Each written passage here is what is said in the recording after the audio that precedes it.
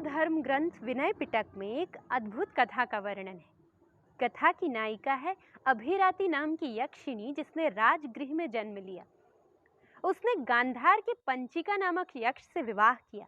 इसके पश्चात वो 500 बालकों की माता बनी। परंतु उसने अपने इतने बालकों और स्वयं की भूख मिटाने के लिए एक क्रूर कृत्य करना आरंभ किया। वो रोज ही किसी न किसी के बालक का अपहरण करके उसकी बलि देने लगी। वास्तव में उसके इस कृत्य का कारण उसके पूर्व जन्म में निहित था।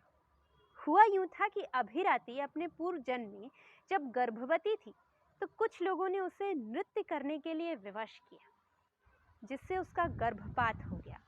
और उसी क्षण उसने ये प्रतिज्ञा की कि वो अपने अगले जन्म में दूसरों के बच्चों का भी वैसे ही वध करेगी जैसे उसके बालक की हत्या की गई। यही कारण था कि यक्षिणी के रूप में जन्म लेकर इस बार वो लोगों के बच्चों का अपहरण करके उनकी हत्या कर देती थी। अपने प्राणों से प्यारे बालकों के अपहृत होकर मारे जाने पर आमजन बहुत दुखी और परेशान था। अपना दुख लेकर वो पहुंचे बुद्ध के पास, जो उस वक्त राजगृह आए हुए थे। बुद्ध से उन्होंने याचना की वो कैसे भी हरिति से उनके बालकों की रक्षा करे। बुद्ध ने सुना और दूसरे दिन वो भिक्षाटन के लिए निकले। घूमते घूमते पहुंचे वो हरिति के घर। अभिराति को हरिति इसीलिए कहा जाने लगा क्योंकि वो बच्चों का हरण करती थी, इसीलिए हरण से हरिति। हरिति को अनुपस्थित देख उन्होंने हरिति के सबसे छोटे पुत्र पिंगला को उठाकर अपने भिक्षा पात्र में रख लिया और चले आए।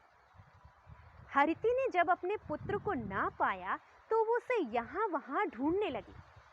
पागलों की तरह रोती बिलखती चिल्लाती जगह जगह खोजने पर भी जब उसे अपने पुत्र का पता नहीं मिला तब वो भी पहुंची बुद्ध के पास और उसने कहा कि आप तो सभी के दुखों को हर लेते हो, मेरे पुत्र को भी किसी तरह ढूंढकर मुझे दे दो।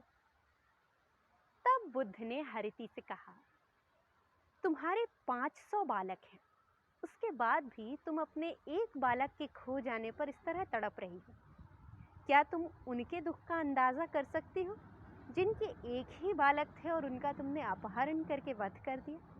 बुद्ध के ये कहने पर हरिति की बात समझ में आ गई और उसने कहा, सच है, उनका दुख तो मेरे दुख से कहीं ज्यादा बड़ा है।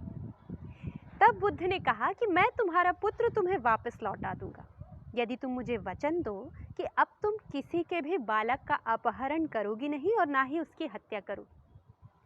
हरिति ने तुरंत वचन दे दिया। बुद्ध ने पिंगला हरिति को लौटा दिया और हरिति अब बच्चों का वध करने की बजाय बच्चों की रक्षक बन गई और एक देवी की तरह पूजी जाने लगी। लेकिन हरिति की एक समस्या थी। उसने बुद्ध से कहा कि मैं अपने इतने बालकों के लिए और स्वयं के लिए भोजन कहाँ से पाऊंगी? तब बुद्ध ने मठ के भिक्षुओं को बुलाया और उन्हें यह जिम्मेदारी सौंपी कि वो रोज ही हरिति को जितना वो चाहे उतना भोजन देते रहे। भिक्षु अपने बुद्ध की बात मान के रोज ही हरिति को उसका मनचाहा भोजन उपलब्ध कराने लगे और हरिति एक देवी की तरह सब जगह विख्यात हो गई। हिंदुस्तानी मठों में हरिति की प्रतिमा अक्सर देखी जाती। भगवान बुद्ध ने समानुभूति का अनुभव कराकर एक राक्षसी को देवी में बदल दिया।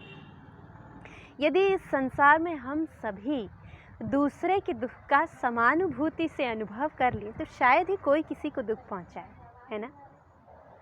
तो कहिए फिर, भगवान बुद्ध की जय।